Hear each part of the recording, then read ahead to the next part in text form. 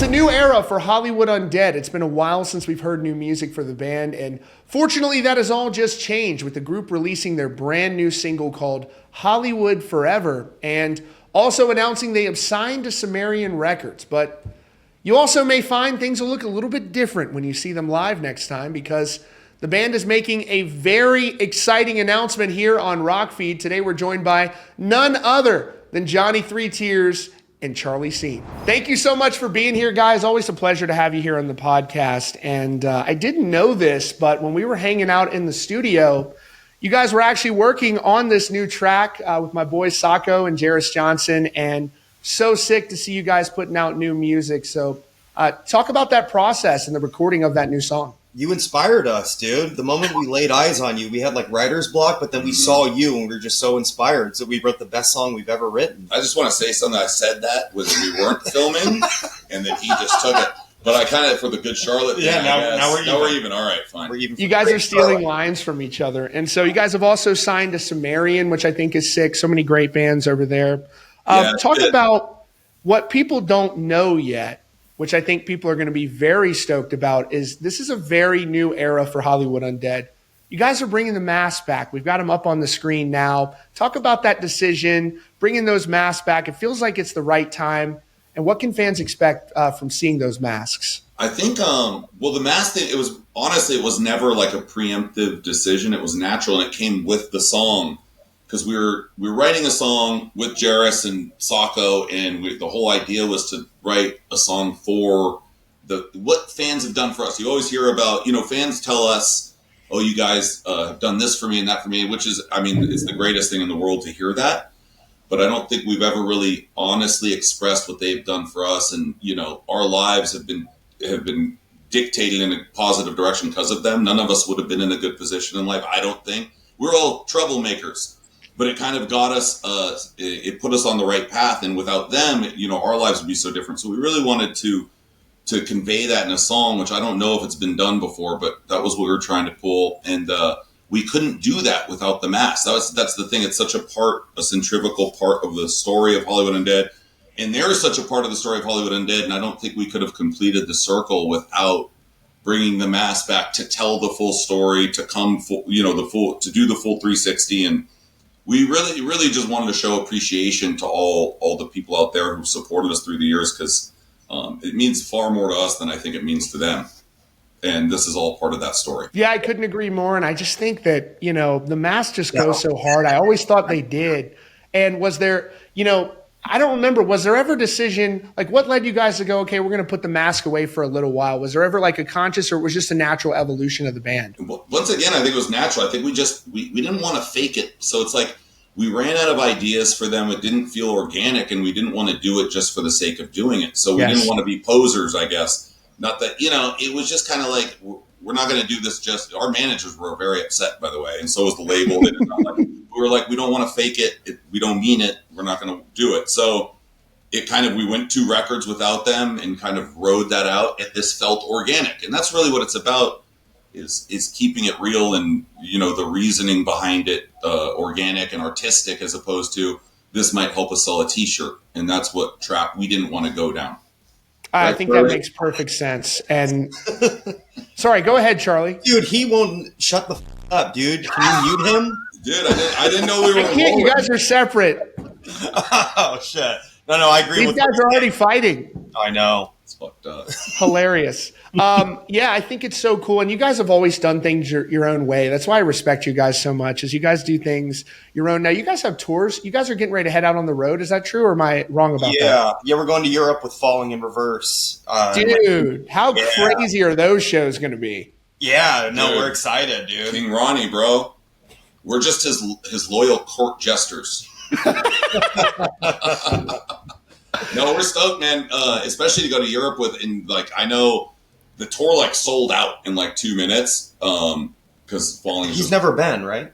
Has he ever been? I don't think he's been in a long time. It's been a long time since he's been in Europe.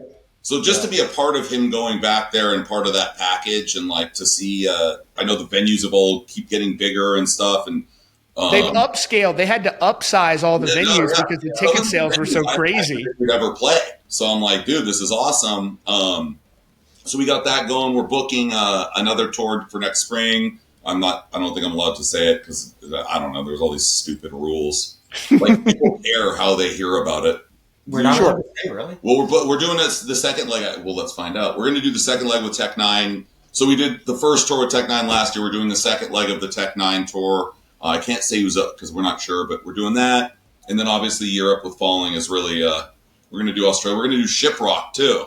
Yeah, Shiprock looks amazing, and that's just one of those things where I was on the Creed cruise earlier this year, and it's just like something about seeing bands and being on a cruise. Just I'm not a heavy drinker, but I was drinking copious amounts of alcohol on the ship and eating disgusting amounts of food. Like I was so bloated. Yeah, like just watching. Yeah.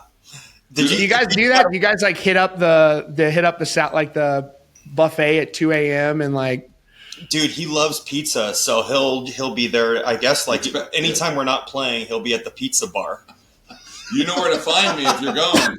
Hey, dude, I saw you got a badass tat too. You got a Creed tat. Yeah, no, I did. Yeah, I can't. It's kind of like I'm still working on it, so I can't show you right now. But I'm gonna get. So I'm trying to think of what else I'm gonna add, but I'm thinking of like.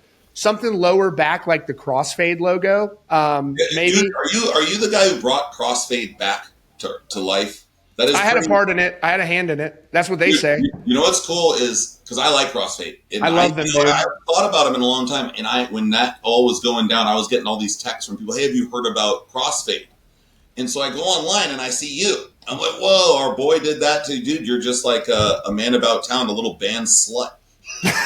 Well, I'll tell you what. It's interesting because I was shit posting memes about them for years, and I never thought like I had no contact with them. I was like, I hope they don't hate this, and because I'd heard like they were just done. Like Ed was like, studio burned down or whatever, yeah, right? Everything they're like their whole studio burned down, so like we're just done with this shit.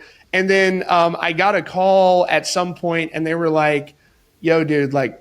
Crossfade is getting back together, and they want to shoot something with you. And I was like, basically at first they were like, "Oh, we'll do it over Zoom," and I was like, "Nah, dude, I got to come down there, and we got to do a whole documentary." And it's insane, and it's bands like y'all included. I'm 100% independent, so like having Hollywood Undead here, it's just y'all coming on, and your team is great, and so just having relationships with bands and. Yeah, we just fired him right before we got on with you. Well, I'm sorry to them, but we got to roll with Hollywood Undead. You manage us. Yeah, I mean, if you guys need a manager, I don't know anything about it, but they're gonna love this. I can't wait to send this to them. No, dude, you would be really good at it. Like, I love what you're doing, dude. It's organic, and you're just a real fan of music. We've done a lot of interviews over the 20 goddamn years that we've been doing this now. Yeah. And most of it's usually you could tell the other guy asking doesn't really care. They're just doing their job. More power to them. I get it. Oh, why did and you run through it. But I could tell you're passionate about music, and it makes me more passionate about what we're doing too. So it's like it's cool to see a real music fan who actually cares doing this as opposed to somebody who just is, making their money or whatever they got to do. It's really my dream. He disagrees, though. It's really my dream, guys. But I want to say, so what can you share? Is this the first of more music? Is there more on the way, or is this just an individual single for now? Yeah. We've been in the studio working, so we got a whole bunch of stuff that we're excited about. This is just the first one. Yeah, we're hustling. Is there more coming with from Sacco and Jairus, or did you guys work with a variety of different folks? No, we have more songs with Sacco. We are working with different people, doing some of it ourselves, but we have more material with Sacco and Jairus. Sacco just needs to get his head out of his ass and get to work, That son of a... You hear that, Sacco? Yeah. Sacco. Dude, I love it. He's busy. Yeah, he's a busy man. He's getting all kinds of stuff done. Jairus, too. It's been amazing to see what he's been doing. Jairus, he's one of the most talented dudes out there. So that was really a pleasure because that guy can do it all. It's cool, dude. The younger generation and seeing all these guys come up it's a lot of fun for us because, it's been a while and kind of seeing it go, the dudes, these guys were 12 when we first started playing and now to see them doing what they're doing. It makes music exciting for me. Like, there's a lot of dull points, but now I'm like, this is cool. Music's in good hands. Don't you think that there's like really some good momentum happening in rock right now for Yes. real? Like, Hell yeah. Well, until today when our song came out, there was. yo, guys, anybody who's watching this, you guys have got to stream this song like crazy. You guys are not just great musicians, but you're great dudes. And I want to say too, like, you guys go way back with Ronnie. When did you guys first meet, getting ready to go on this massive tour with him? Dude, I'll tell you something funny. I don't even know if I should say this. Well, maybe. I met Ronnie in Vegas like 15, 20 years ago when he was still in Escape the Fate.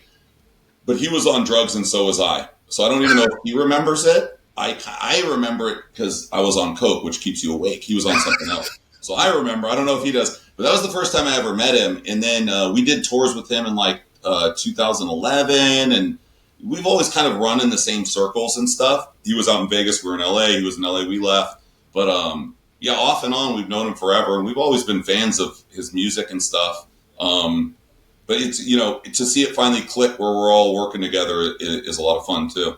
His new shit is so good, dude. Like, that record is just a fucking masterpiece.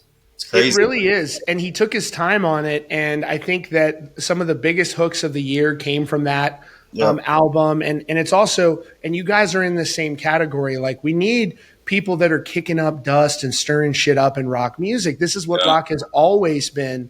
And I felt as though over the last, you know, up until the last couple of years, things had gotten maybe, you know, it's cyclical, but things had kind of been at a lower point. And now we're seeing a lot of emerging artists like you guys saying, you know, rock is in good hands. We're seeing, you know, bands like Sleep Token, Bad Omens, Jairus Johnson.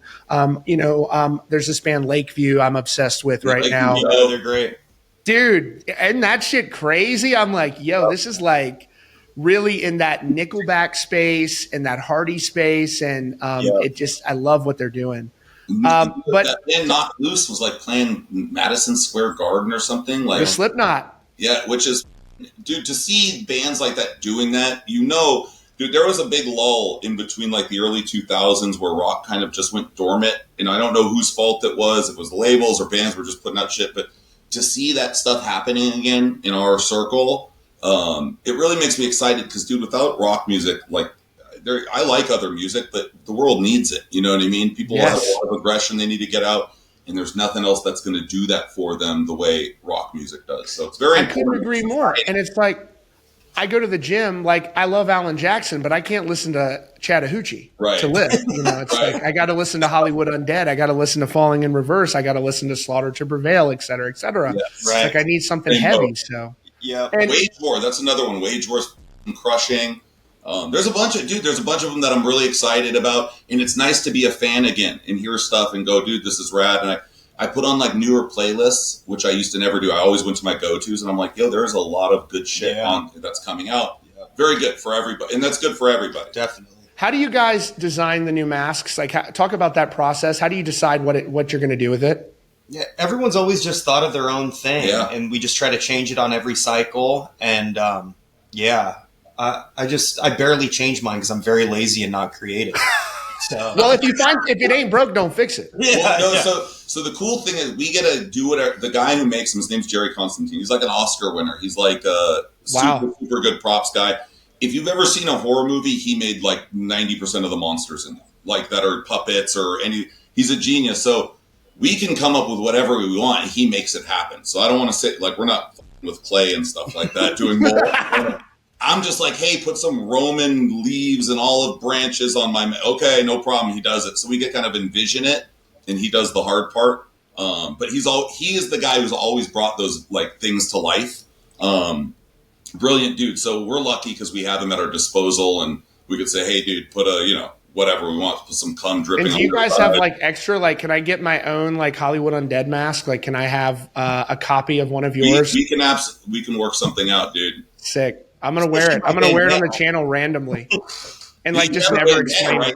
I designed my new one with 0936. If I had it right now, I'd be wearing it right now. All right, I'll get you one. Or if you were beating off, you could come on it. I could. No, I could do that.